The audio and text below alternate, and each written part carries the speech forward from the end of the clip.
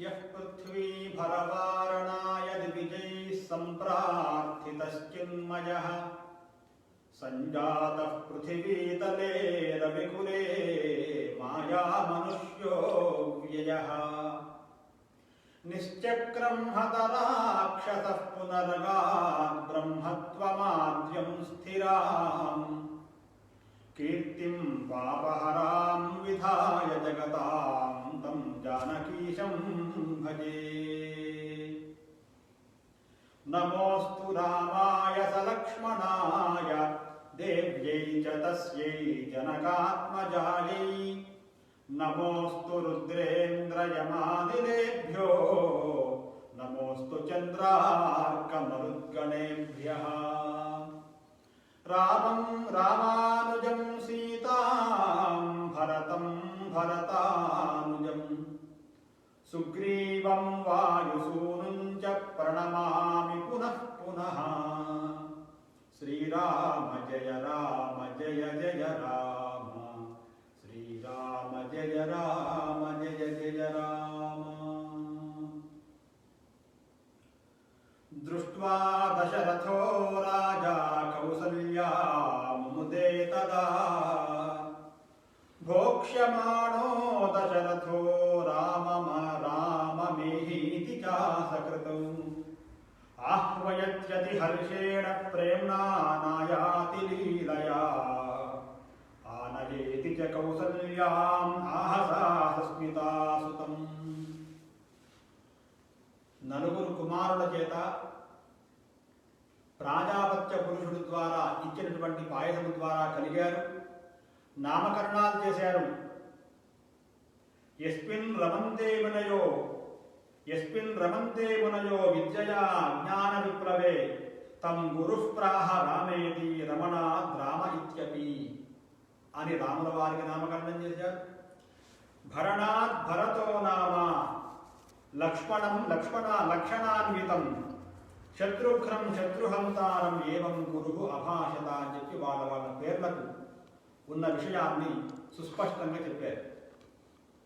ఇంకా అంతేకాకుండా రాముడికి తల్లికి ఎప్పుడు ఆనందం కలుగుతుంది అంటే తన పిల్లగాడికి చక్కగా స్నానం పోసి అలంకారం చేసి చక్కగా దువ్వి ఆ కస్తూరి తిలకాన్ని పెట్టి ఆభరణాలతో బిడ్డని బాగా అలంకరించి ఆ పిల్లగాడిని చూసి ఎవరన్నా దృష్టి పెడతారేమో అని చెప్పి దృష్టి చుక్కను కూడా పెట్టి తల్లి చాలా మురిసిపోతుంది. అబ్బా మా పిల్లగాడు చాలా అందంగా ఉన్నాడని చెప్పి అనుకుంటున్నారు. అట్లనే కౌసల్యాదేవి కూడా ఈ రాముణ్ణి, లక్ష్మణస్వామిని, భరతుణ్ణి, శత్రుఘ్నుణ్ణి, నలుగురు పిల్లల్ని చక్కగా అలంకరించి మంచి వస్త్రాలు వేసి వాళ్ళకు దువ్వి బొట్లు పెట్టి వాళ్ళ యొక్క కేరింతలతో ఈమె కూడా సమయాన్ని కాలం గడుపుతూ ఎప్పుడు ఏం తిన్నామన్నా కూడా తల్లి యొక్క మనసు ఎలా ఉంటుందండి అంటే తన పిల్లవాళ్లకు పెట్టకుండా ఆమె తినలేదు. అట్లాగే దశరథుడు కూడా ఏదన్నా ముఖ్యమైన సందర్భం వచ్చినప్పుడు ఆహ్వయ రాముణ్ణి, లక్ష్మణుణ్ణి, భరతుణ్ణి, శత్రుఘ్నుణ్ణి పిలువు అని చెప్పి వాళ్ళిద్దరూ కూడా, ఆ దంపతులిద్దరూ కూడా ఎంతో ఆనందాన్ని అనుభవిస్తూ ఉన్నారు.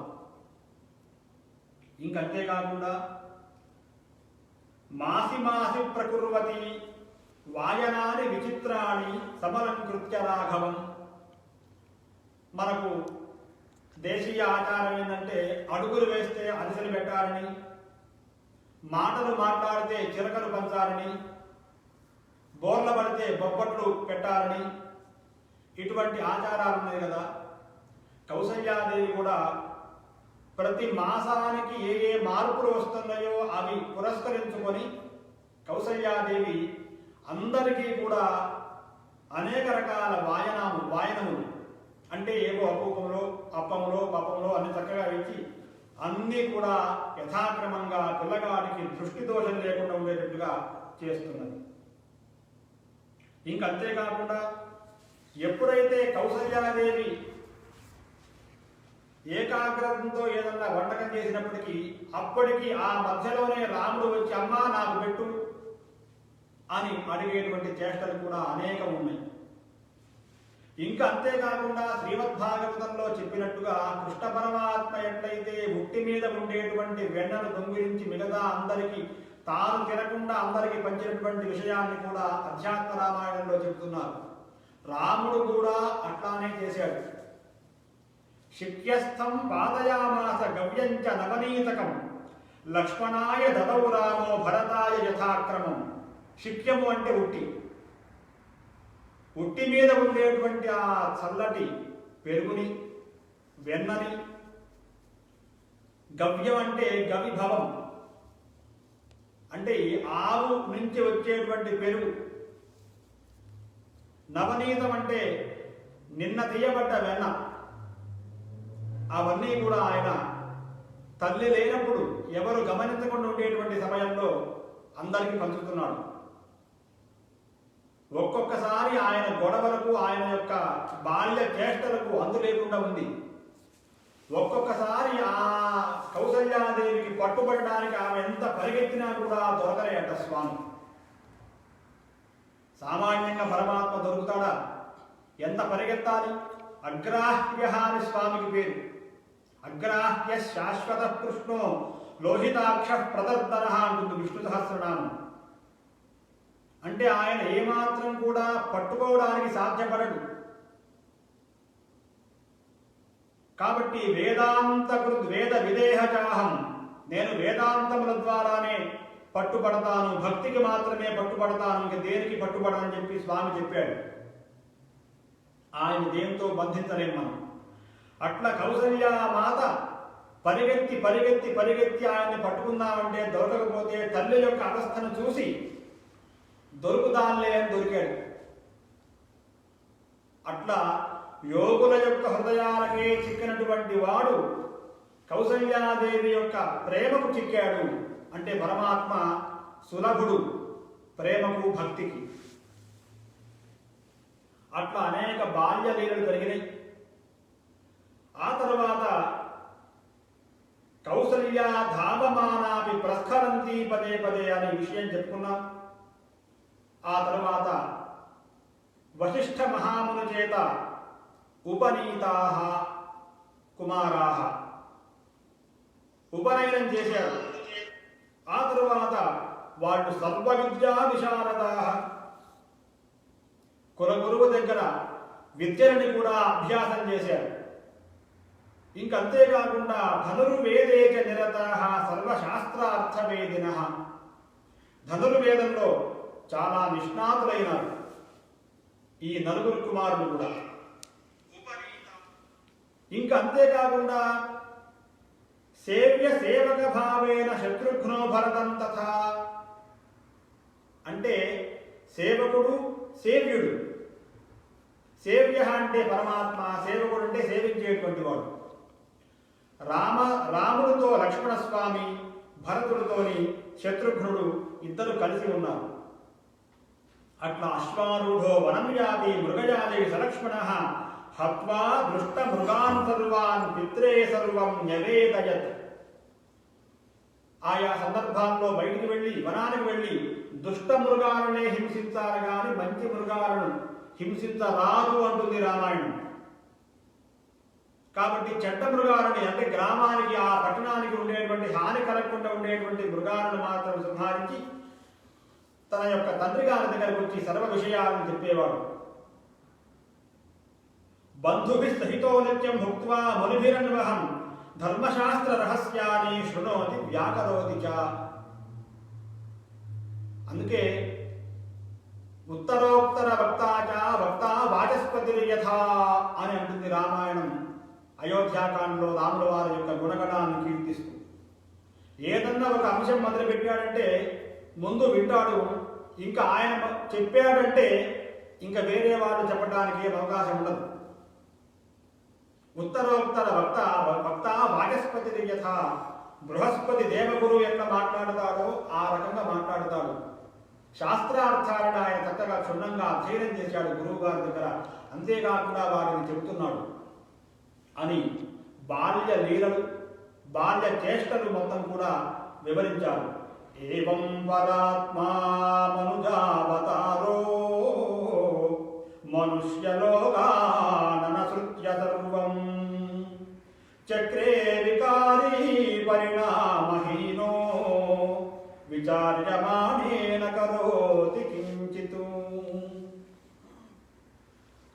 రకంగా పరమాత్మ అనేక చేష్టలు మానవావతారంలో ఉన్నాడు కాబట్టి మానవుడు ఎలా సంచరిస్తాడో అలా చూపిస్తున్నాడు. నిజానికి ఆయన యందు ఏ వికారములు లేవు అని చెప్పారు. ఇక ఈ రకంగా ఉండగా విశ్వామిత్రుల వారు వచ్చారు. కదాచిత్ కౌశికోభ్యాగాదయోధ్యాం జ్వలన ప్రభః ద్రష్టుం రామం పరాత్మానం జాతం జ్ఞాత్వా స్వమాయయా. రామ పరమాత్మ అవతరించింది లోకకంటకులని సంహరించేందుకు కదా. ఇక్కడి నుంచి ఆరంభమవుతుందన్నమాట ఆ ఘట్టం. అట్లా విశ్వామిత్రుడు జ్వలన ప్రభ అంటే మండుతున్న అగ్ని ఎట్లా ఉంటుందో అట్లా వచ్చాడు. అంటే ఏదో శాంతమూర్తి కదానే ఆయన చాలా తపఃప్రభావం వల్ల వెలిగిపోతున్నాడు. ఆయన అగ్ని వలె ఉన్నాడు. అంటే అగ్ని అంటే ఏమిటా అంటే శుచి. అగ్ని వలె అంటే మండిపడుతూ అని అర్థం కాదు ఇక్కడ. అగ్ని ఎంత పవిత్రమో ఎంత ప్రకాశవంతంగా ఉంటుందో విశ్వామిత్రుడి యొక్క బ్రహ్మ తేజస్సు అలా ఉన్నది. అటువంటి విశ్వామిత్ర మహర్షిని చూసి రాజా దశరథ ప్రత్యుత్థాయ అచిరేణకు, ఆసనం మీద ఉన్నటువంటి రాజు దిగ్గున లేచి ఆ సింహాసనం యొక్క మెట్లు టకటకటకటక దిగి ఆ మునికి అర్ఘ్యపాద్యాదులతోని ఉపచార పూజలు చేసి తాను కింద కూర్చొని ఆయన్ని పైన కూర్చోబెట్టి కాళ్ళు కడిగి ఆ నీళ్లు నెత్తిన తలుపుకున్నాడు. అది అలా అనగానే స్వామి త్వద్విధాయ గృహం యాంతి తత్రైవాయాంతి సంపద, మీలాంటి తపోధనుడు అడుగు పెట్టడమే చాలా అడుగు. ఊరకరాలు మహానుభావులు అంటాం కదా. మరి మీలాంటి మహానుభావులు వచ్చినందుకు మా వంశము, మా కులము, నేను, మా సపరివారము, మా రాజ్యము, మా దేశం మొత్తం కూడా ఎంతో ఆనందానికి, సంపదలు మొత్తం కూడా మీలాంటి తపోధనులు వచ్చినందుకు మాత్రం చేతనే, దర్శన మాత్రం చేతనే కలుగుతాయి స్వామి. కాబట్టి మీరు దేనికి ఏం చేశారో సెలవివ్వాల్సిందని ప్రార్థించాడు. విశ్వామిత్రోపితం ప్రీత ప్రత్యువాచ మహామతి. ఆయన విశ్వామిత్రుల వారు ఇప్పుడు చెబుతున్నారు. ఏమంటున్నారయ్యా అంటే, అహం పర్వణి సంప్రాప్తే దృష్ట్వాయష్టం సురాన్ పితృన్. దేవతల కోసము, పితృదేవతల కోసము నేను పర్వకాలంలో, పర్వకాలం అంటే పౌర్ణమి, అమావాస్యలు పర్వకాలాలు అంటారు. అటువంటి ఈ పర్వకాలాల్లో నేను ఒక యజ్ఞం చేస్తున్నాను. ఎప్పుడు యజ్ఞం చేస్తుంటే ఆ పర్వకాలంలో ఎప్పుడైతే మహాహుతి జరుగుతుందో అది జరగకుండా విఘ్నం కలిగిస్తున్నారయ్యా రాక్షసులు. కాబట్టి ఆ యజ్ఞ సంరక్షణ కోసం జ్యేష్ఠం రామం ప్రయచ్చమే. నీ కుమారుల్లో 4 కుమారులు ఉన్నారు కదా, ఆ 4 కుమారుల్లో జ్యేష్ఠం పెద్దవాడిని రాముణ్ణి నాతో పంపించు. యాగ సంరక్షణ చేస్తాడు. ఇంకా అంతేకాకుండా లక్ష్మణేన సహ భ్రాత్ర తవ శ్రేయో భవిష్యతి. లక్ష్మణుడితో పాటు రాముణ్ణి పంపించు అని ఇందులో అన్నారు. వాల్మీకంలో మటుకు రాముణ్ణి మాత్రమే పంపించు అన్నారు. అక్కడ చాలా వాద వివాదాలు ఉన్నాయి. అవన్నీ ఇక్కడ ప్రస్తావన చేయడం లేదు. ఇంకా నీకేమైనా అనుమానం కనుక ఉంటే వశిష్ఠేన సహా మంత్రియా దీయతాం ఇది రోచతే అన్నాడు. నీ కులగురువకు వశిష్ఠుల వారితో కూడా సంప్రదించి, ఏదో నేను అడిగా నీవు ఇవ్వడం కాకుండా నీకు శ్రేయో భవిష్యతి అన్నా కదా, ఆ శ్రేయస్సు ఎట్లాంటిదో మీ కులగురువుని కనుక్కొని నాతో రాముణ్ణి లక్ష్మణస్వామిని పంపించవయ్యా అని అడగగానే ఇక్కడ చాలా రహస్యాలు ఉన్నాయి. ఆ రహస్యాలని కూడా మనం ఎప్పుడన్నా తీరుబాటులో చెప్పుకుందాం.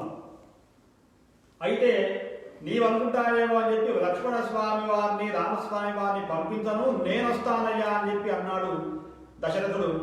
నీ వల్ల కాదు, నీ కుమారుడు వల్ల మాత్రమే అవుతుందని చెప్పి విశ్వామిత్రుల వారు చెప్పారు. ఈ విషయాన్ని కులగురువుతో మాట్లాడుతున్నారు. కులగురువా, ఓ వశిష్ఠ మహర్షి, విశ్వామిత్రుల వారు వచ్చారు, రాముణ్ణి లక్ష్మణస్వామిని తన యొక్క యాగ సంరక్షణ కోసం పంపించమంటున్నారు. ఏమంటారు అంటే,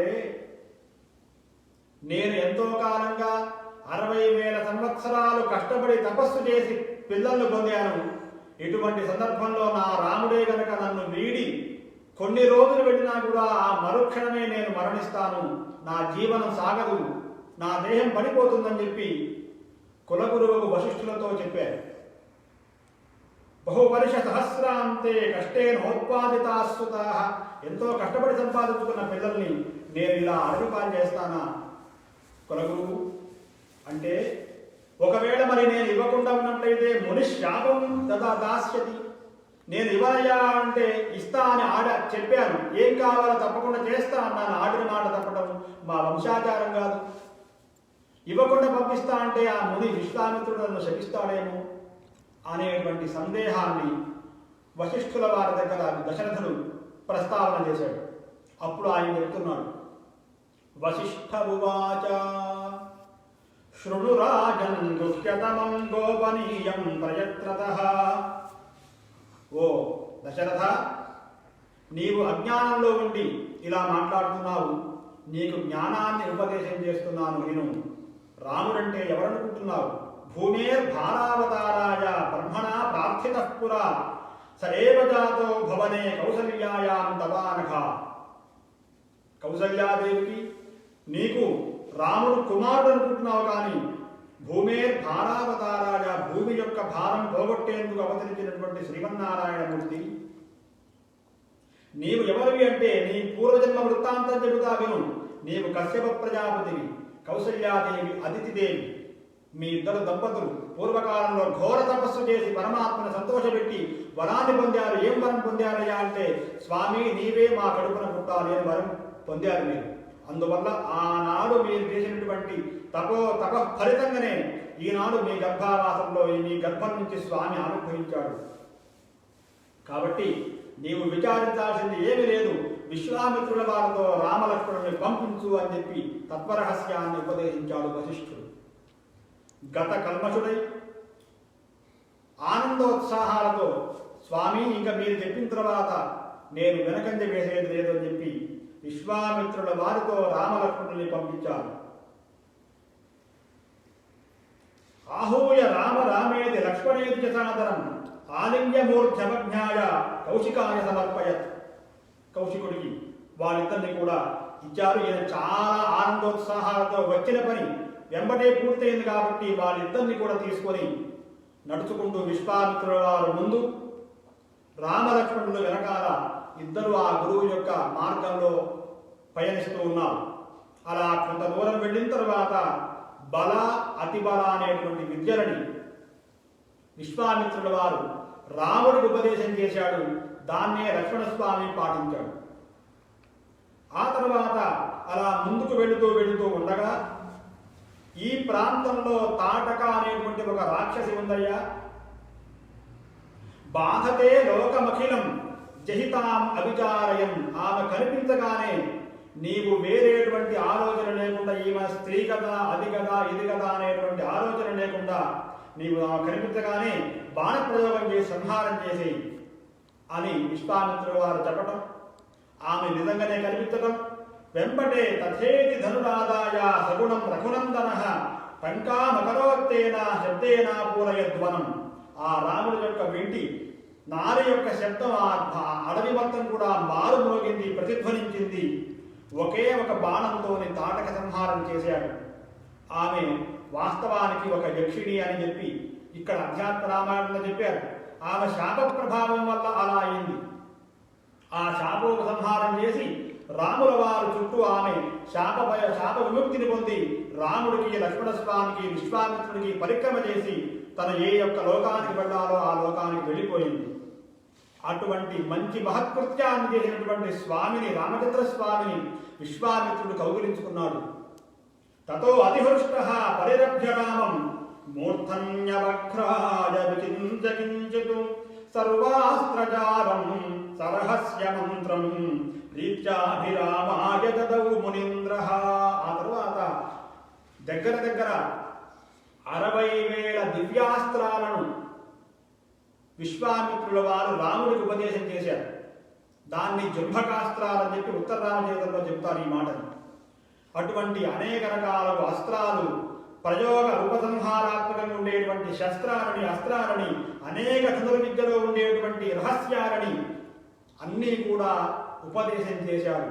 అయితే ఆ అస్త్రాలు మొత్తం వచ్చి కూడా రామచంద్ర స్వామి వారి యొక్క ముందు నిలబడి, స్వామి ఏం చేయాలి ఇప్పుడు మీకు మేము అంటే ఆయన చెప్పాడు, ఇప్పుడు అవసరం లేదు, అవసరం వచ్చినప్పుడు మీరు తప్పకుండా నాకు ఉపయోగపడండి అని వాటిని గుప్తంగా ఉంచాడు. అంటే మినిమైజ్ చేశాడట స్వామి, అవసరం వచ్చినప్పుడు ఉపయోగించుకునేటట్టుగా. అట్లా ఆ రకంగా ముందుకెళ్ళి ఆ విశ్వామిత్రుల యొక్క యాగం, విశ్వామిత్ర యాగ సంరక్షణం అనేది చాలా గొప్పది. తత్ర కామాశ్రమే రమ్యే కాననే ముని సంకులే ఉషిత్వా రజనీమేకాం ప్రభాతే ప్రస్థితాశనైః.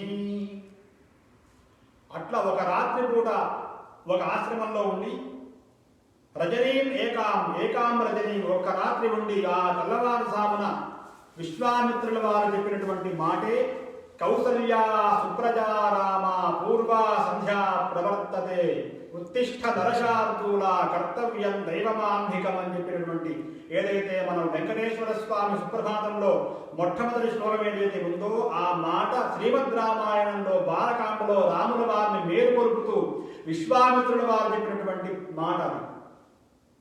అట్లా ఆయన మేల్కొల్పాడు. రాముల వారు లేచారు. ఇంకా ఏమన్నారట అంటే, ఇగో స్వామి, నేను ఈ రోజు నుంచి యాగారంభం చేస్తున్నాను, మీ ఇద్దరు కూడా అప్రమత్తులై నా యాగాన్ని రక్షించవలసింది అని చెప్పి విశ్వామిత్రుల వారు చెప్పి యాగంలో ఉపక్రమించారు. ఆయన తథేత్తుత్వా రాముడు తథాస్తు అని చెప్పి అన్నాడు, స్వామి మేము తప్పకుండా రాక్షస నాశనం చేస్తాము, మీరు యజ్ఞాన్ని ఆరంభించండి నిర్విఘ్నంగా, ఎటువంటి మనస్సులో వేరేటువంటి ఆలోచన లేకుండా ఆ యజ్ఞపతియగు నన్ను మీరు ఆరాధన చేయండి అని చెప్పి అనగానే రాముడు కూడా ధనుస్సు మీద బాణాన్ని ఎక్కుపెట్టి రెడీగా ఉన్నాడట. ఎవరిని కనిపిస్తే వెంబడే వేద్దాం, బాణ ప్రయోగం చేద్దామని. రామోపి ధనురాదాయ ద్వౌ బాణౌ సందధే సుధీః. అలా రాముడు సంధించగానే వెంబటే మారీచ సుబాహు అనేటువంటి వాళ్ళు కూడా ఇద్దరు వచ్చారు. ఆ యజ్ఞ భాగంలో రుధిరాన్ని సమీపజేస్తున్నప్పుడు వాళ్ళని సంహారం చేశాడు స్వామి. ఒక ఆయన్నేమో సముద్రం ఒడ్డున పడేశాడు, ఇంకొక ఆయన్నేమో సంహారం చేశాడు. మిగతా అటువంటి వాళ్ళ యొక్క అనుయాయులందరినీ కూడా లక్ష్మణస్వామి అపరే లక్ష్మణేనాశు హతాస్తదను అనుయాయిన, వాళ్ళ యొక్క అనుయాయులందరినీ కూడా లక్ష్మణస్వామి పారద్రోలాడు. ఆ తరువాత పుష్పవృష్టి కురిసింది, యాగం పూర్తయింది, విశ్వామిత్రుల వారి యొక్క సంకల్పం నెరవేరింది. ఆయన సముద్రానికి కొట్టినటువంటి వాడు మారీచుడు, సుబాహునే అనేటువంటి వాడిని ఆగ్నేయాస్త్రం చేత బూడిద చేశాడు స్వామి.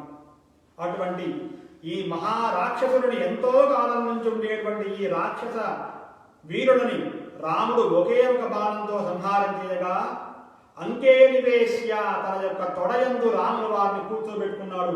ఒకవైపు రాముణ్ణి, ఒకవైపు లక్ష్మణస్వామిని, చిన్నపిల్లలు కదా. అంకేనివేశ్యకాలించ భక్త్యా బాష్పకులేక్షణ, విశ్వామిత్రుల వారికి రాముణ్ణి పరంధాముణ్ణి కూర్చోబెట్టుకుని ఆదిశేషుని పక్కన కూర్చోబెట్టుకునేటువంటి భాగ్యం ఇంకెవరికి కలిగిందండి? వాడిద్దరిని ఎత్తుకున్నాడు ఆయన. ఆ బాష్ప పర్యాకులేక్షణ, ఆ రాముడి యొక్క పరాక్రమం చూసి ఆయన కళ్ళమ్మ నీళ్లు గిరగిరా తిరిగిపోతుంది. ఇంకంతేకాకుండా రాముడికి లక్ష్మణస్వామికి పక్వ ఫలాదిభి, ఋషులు ఏదైతే ఆహారం తీసుకుంటారో, ఋష్యాహారంగా ఏదైతే ఉంటుందో, వనము కందమూల ఫలాలు ఏవైతే ఉంటాయో వాటి ద్వారానే ఆహారం పెట్టించాడు. ఆయన ఏం తిన్నాడో అది వాళ్ళకి పెట్టాడు. ఇంకంతేకాకుండా పురాణ రహస్యాలు, వేదాంత రహస్యాలు, వేదాల్లో ఉండేటువంటి అనేక విషయాలని రాముల వారికి బోధించాడు విశ్వామిత్రుల వారు. అట్లా 3 రోజులు వాళ్ళు అక్కడ ఉన్నారు. ఆ తర్వాత 4వ రోజున చతుర్థేహాని సంప్రాప్తే కౌశికో రామముబ్రవీత్, 3 రాత్రులు యాగ సంరక్షణ అయిపోయింది. 4వ రోజున ఈ యొక్క రాముల వారితో అంటున్నాడు, రామ రామ మహాయజ్ఞం ద్రష్టుం గచ్చామహే వయం. జనకుడు గొప్ప యాగం చేస్తున్నాడు, ఆ యాగాన్ని చూడడానికి వెళదామని చెప్పి రాముల వారితో అన్నాడు. అట్లా అక్కడ ఒక మహాధనస్సు ఉంది, ఆ ధనుస్సును నీవు చూడాలి అని చెప్పి అన్నాడు. విశ్వామిత్రుల వారు అన్నారు కదా, దశరథ మహారాజు గారితో నీకు శుభం కలుగుతుందయ్యా అన్నాడు. కాబట్టి ఆ శుభ పరిణామాన్ని చూపిస్తున్నారు ఇక్కడ. అట్లా వాళ్ళు ఆ మిథిలా నగరానికి వెళ్ళేటువంటి మార్గంలో గౌతమ మహాముని ఆశ్రమం కలిగింది. గౌతమ మహాముని ఆశ్రమం వచ్చింది. అటువంటి ఆ ఆశ్రమాన్ని చూసి రాముల వారు అనేక రకాలుగా ప్రశ్నించాడు విశ్వామిత్రుల వారితో. ఆయన చెప్పాడు, ఓ రామా, ఈ వనం ఎందుకు ఇంత ఆహ్లాదకరంగా, ఎవ్వరు లేకుండా, జనసంచారం లేకుండా ఇంత ప్రశాంతంగా ఎందుకుంది అడిగాడు ఆయన. అప్పుడు విశ్వామిత్రుల వారు గౌతమ మహర్షి అహల్య వృత్తాంతాన్ని క్లుప్తంగా వివరించాడు. గౌతమ మహాముని తపస్సుకు మెచ్చి బ్రహ్మదేవుడు బ్రహ్మమానస పుత్రికైనటువంటి ఆ అహల్యాదేవిని ఆయనకిచ్చి వివాహం చేశాడు. బ్రహ్మంతటి వాడు మెచ్చుకొనిచ్చాడు. ఆమె మీద మనస్సు పడినటువంటి దేవేంద్రుడు ఆ గౌతమ ముని రూపంలో వచ్చి ఆమెతో మాట్లాడుతూ మిగతా చేష్టలు చేసేటువంటి సందర్భంలో గౌతముడు గమనించి, ఎవర్రా నువ్వు, నా రూపంలో వచ్చావేమిటి అని చెప్పి ఇంద్రుణ్ణి అడిగి, లేకపోతే అసత్యం చెప్పినట్లయితే నీ శిరస్సు బద్దలగునని చెప్పి అనేటువంటి మాట చెప్పడం చేత నేను దేవేంద్రుణ్ణి ఈమె మీద మనస్సు పడి వచ్చాను అనేటువంటి మాట చెప్పడంతో ఆనాటి నుంచి ఈనాటి వరకు కూడా అహల్య ఇక్కడ ఈ ఆశ్రమంలో ఒక రాయిగా, పాషాణంగా నిరాహార దివారాత్రం తపః పరమమాస్థిత ఆతపాదుల వర్షాది సహిష్ణు పరమేశ్వరం. అప్పటి నుంచి శపించాడట అని అహల్యాదేవిని. గౌతముడు ఏం చెప్పాడట అంటే, నిరాహారంగా దివారాత్రములు తపః పరమమాస్థిత ఆతప అనిల వర్ష ఏది పడ్డా చలించకుండా ఉండేటువంటి, ఎవరికి కనిపించకుండా ఉండేటువంటి రూపంలో నీవు ఉండు. ఎప్పుడైతే ఏవం వర్ష సహస్రేషు అనేకేషు గతేషు చ రామో దాశరథి శ్రీమాన్ ఆగమిష్యతి సానుజః. ఎప్పుడు స్వామి మనకు నాకు శాప విముక్తి అంటే, కొన్ని వేల సంవత్సరాల తర్వాత శ్రీమన్నారాయణమూర్తి రామావతారంలో అవతరించి లక్ష్మణస్వామితో తమ్ముడితో కూడుకొని ఈ ప్రాంతానికి వస్తాడు విశ్వామిత్రుల వారి చేత, అప్పుడు నీకు శాప విముక్తి కలుగుతుందని చెప్పాడు. అంటే ఎంత క్రాంతదర్శనండి వాళ్ళు. ఋషయ క్రాంతదర్శన అంటాం కదా, ఎంత దూరం ఆలోచించాడండి. ఎప్పుడో కొన్ని వేల సంవత్సరాల తర్వాత శ్రీమన్నారాయణమూర్తి అవతారంలో దశరథుని కడుపులో కౌసల్యాదేవి ద్వారా బాజాపత్య పురుషుడి ద్వారా రాముడు ఆవిర్భవించి విశ్వామిత్ర యాగ సంరక్షణ కోసం వచ్చి ఇక్కడికి వచ్చి నిన్ను శాపోద్ధారం చేస్తాననే విషయాన్ని ఎప్పుడు చెప్పాడు ఆయన? అటువంటి రాముడు వచ్చింది ఆ యొక్క తన యొక్క పాదధూళి చేత నిన్ను పవిత్రం చేసి మళ్ళీ నేను ఏలుకుంటానమ్మా అని చెప్పాడు అని హిమవంతానికి వెళ్ళిపోయినాడు గౌతముడు. అటువంటి ఆశ్రమం అయ్యా, ఈ ఆశ్రమంలో ఉన్నాము స్వామి అనగానే ఆమె ఎక్కడ ఉందో చెప్పండి అని విక్షిప్త్వా గౌతమ ప్రాగా హిమవంతం నగోత్తమం తదాద్యహల్యాభూతానాం అదృశ్య స్వాశ్రమే శుభే. ఆమె ఎవరికి కనిపించకుండా అదృశ్య అన్నాడు. అటువంటి ఆమె ఎక్కడైతే ఉన్నదో ఆ ప్రాంతానికి రాముల వారు వెళ్ళి తన పాదం చేత స్పర్శించి ఆమెను కనుగొన్నారు. ఆమె రాముల వారికి నమస్కారం చేసింది. అయితే రాముడే ముందు నమస్కారం చేశాడు ఆమెకు. ఈయన మానవావతారంలో ఉన్నాడు కదా, మనుష్యుడి రూపంలో ఉన్నాడు కదా, ఋషిపత్ని కాబట్టి ఈయనే ఆమెకు నమస్కారం చేయాలి. ఆ ధర్మ సందేహాన్ని, ఆ ధర్మ విచారాన్ని చూసి రాముడు నమస్కారం చేశాడు, లక్ష్మణస్వామి నమస్కారం చేశాడు. ఆ తరువాత ఆ అహల్యాదేవి రాముల వారిని స్తోత్రం చేసింది. దివ్యమైన స్తోత్రం, అద్భుతమైనటువంటి స్తోత్రం. ఆ స్తోత్రం ఎట్లాంటిది, దాని యొక్క మహత్వం ఎట్లాంటిది అనే విషయాన్ని రేపు మనం సాయంకాలం 8:30 మనం ఆకర్షణ చేద్దాం. అందరికీ కూడా ఆ రామచంద్రస్వామి యొక్క దివ్యానుగ్రహం పరిపూర్ణంగా కలిగి ఆయురారోగ్యాలు కలగాలని చెప్పి, అన్నిటికంటే మించిగా రాముల వారి యొక్క పాదాలయందు అచంచల భక్తి కలుగుగాక అని ఆశంసన చేస్తూ, స్వస్తి ప్రజాభ్యః పరిపాలయంతాం న్యాయేన మార్గేణ మహీం మహీషాః గోబ్రాహ్మణేభ్యః శుభమస్తు నిత్యం లోకాః సమస్తాః సుఖినో భవంతు. మంగళం కోసలేంద్రాయ మహనీయ గుణాధ్యనే చక్రవర్తి తనూజాయ సార్వభౌమాయ మంగళం.